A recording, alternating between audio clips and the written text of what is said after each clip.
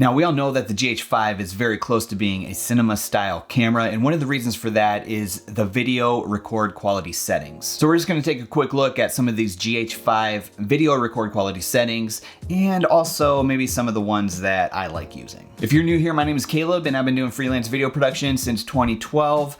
But this channel is to help you make your own videos, whether you just started or you've been making them for a while, whether you use the GH5 or any other camera. If that's something you're interested in, make sure you hit that subscribe button. All right, so like I said, the GH5 video record quality settings are sometimes they're kind of unmatched on some of these other cameras.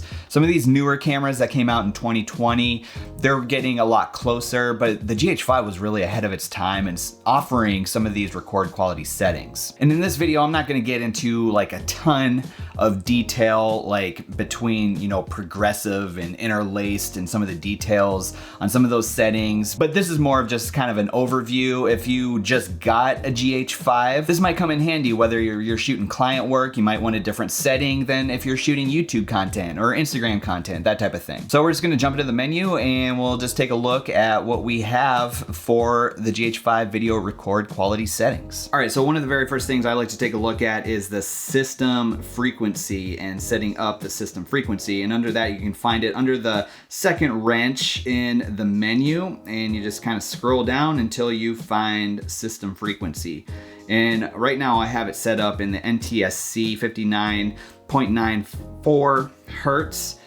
If you are in Europe, or basically anywhere else other than the United States, you might be shooting in the 50 Hertz, the PAL. But another really good system frequency is the cinema mode at 24 Hertz, and that's gonna give you a straight 24 frames per second file. The NTSC 59.94 Hertz, that's gonna give you a 23.98 file. Now, I would say a lot of the time I use NTSC, but I have shot a lot in cinema mode at 24, and you know, it's a fantastic frequency, and I'd highly recommend it. All right, so next let's go into the record formats. So we're gonna go up here and we're gonna find the record format, and that is going to be under the second menu item, and it's gonna be on the first page, the very first thing that you're gonna have there.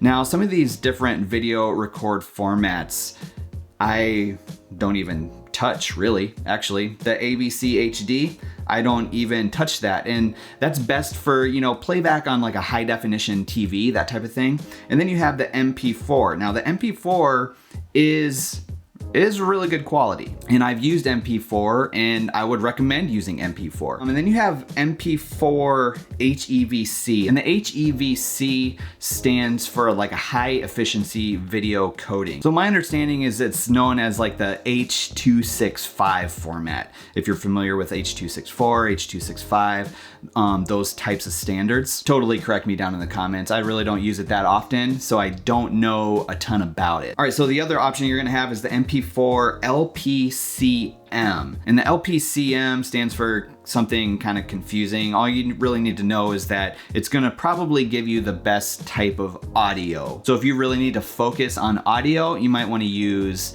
this file format. Now, another great thing about this MP4 format is that it's gonna be great for editing, as is the MOV. Now, lately, I have been keeping my GH5 on this MOV format. All right, now let's get into a little bit more of the fun part of this video. If this video is fun at all, I don't even know. Now we're gonna go back to the main menu item, and we're actually gonna start looking at some of these record qualities that we have. Now this is where we're gonna find some of that juiciness. Now I'm gonna start all the way at the top of this page with the record quality, which we found on that first menu page. And I'm not gonna go through every single one of these, but we'll take a look at some of the main ones, and then I'll get into the ones that I use. Okay, so the very first one that we're gonna take a look at is the Cinema 4K All-I 400 megabytes per second at 24p. So I'm not gonna be able to shuffle through some of the things on the left side of that menu, but just kind of go through that left side with me. So the very first thing that you're gonna see is 4096 by 2160 at 23.98p. So that's gonna be the resolution and frame rate that you're shooting at. And I actually love shooting in Cinema 4K, not necessarily this option of Cinema 4K, but I do love shooting in Cinema 4K, and the format that you get is awesome. And then the next line you see, the image sensor output is actually at that 23.98, the same as the frame rate. And that's where we want it. That's gonna be totally fine. And then the next line is the 422 10-bit all I. So let's first go with the 422. So that 422 color sampling is gonna allow a lot of detail in those colors. So the 422 refers to the color sampling rate. So this is kind of how I've seen it described, is that let's say you have a group of 4 pixels on the sensor, and 2 of those pixels are gonna copy the color of the other 2. Now, if you compare that with 420 color, only 1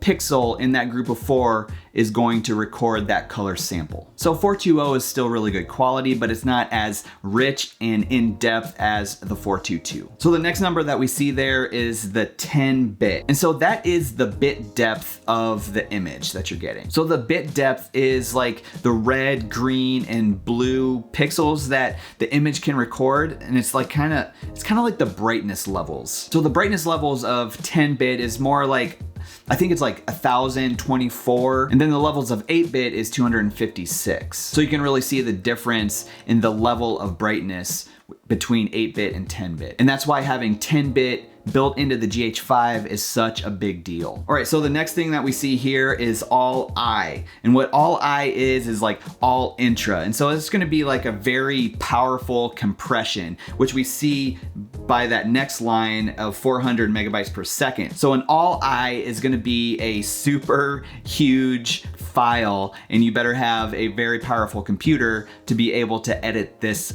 footage straight out of camera. So another thing is you're gonna wanna make sure you have a memory card that can actually record 400 megabytes per second. So the next thing that you see is the LPCM. So you're gonna be able to record audio with it, and you shouldn't have any issues. So the next thing that we see is the HLG available. And what that means is that it's gonna allow you to shoot in the HLG high dynamic range color profile. Now I don't really use that, so I'm gonna skip to the next thing. Let's go through some of these other record quality formats and settings, and I'll show you where some of the differences are. The Cinema 4K that I use a lot is gonna be this Cinema 4K 10-bit 150 megabytes per second at 24p.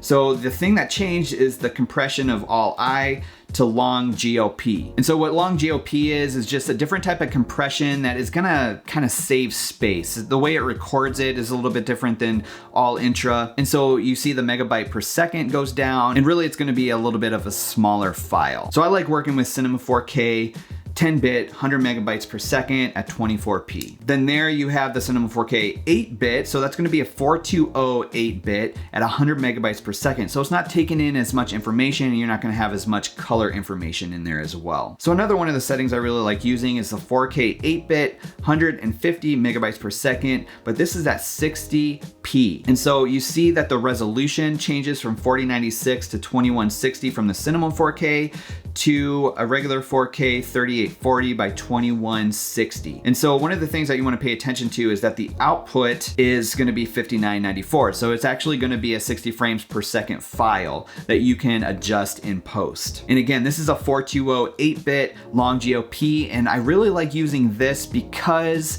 it's quick turnaround. All right, so scrolling down here, things are gonna change just a little bit for us. So we have this 4K 8-bit, 100 megabytes per second at 30p, or down here, 4K 8-bit, 100 megabytes per second at 24p, which that's where I would be. So we're gonna have a 420 8-bit long GOP file, 100 megabytes per second, which is a little bit smaller than 150, but it's still gonna be a pretty good file size. But one of the things that changes is that VFR available. So with this setting, you're gonna have variable frame rate available. Now, if you haven't seen my video on variable frame rate, make sure you check that out right up here. So what that's gonna do is adjust that image that you're shooting at 60 frames per second, and it's actually gonna put it into a 23.98 frames per second file. So it's making those adjustments for you in camera, which is a great feature of the GH5. All right, and so then from there, we get into some of the full HD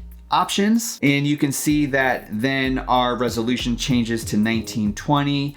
by 1080 and you have a 60p option, but then you also have a 10-bit option. You also have the 8-bit option, 100 megabytes per second, 24p, with the variable frame rate available. And so with this variable frame rate, you're able to go up to 180 frames per second in full high definition at 1920 by 1080. And it's gonna convert that file from 180 or 120 frames per second to 23.98.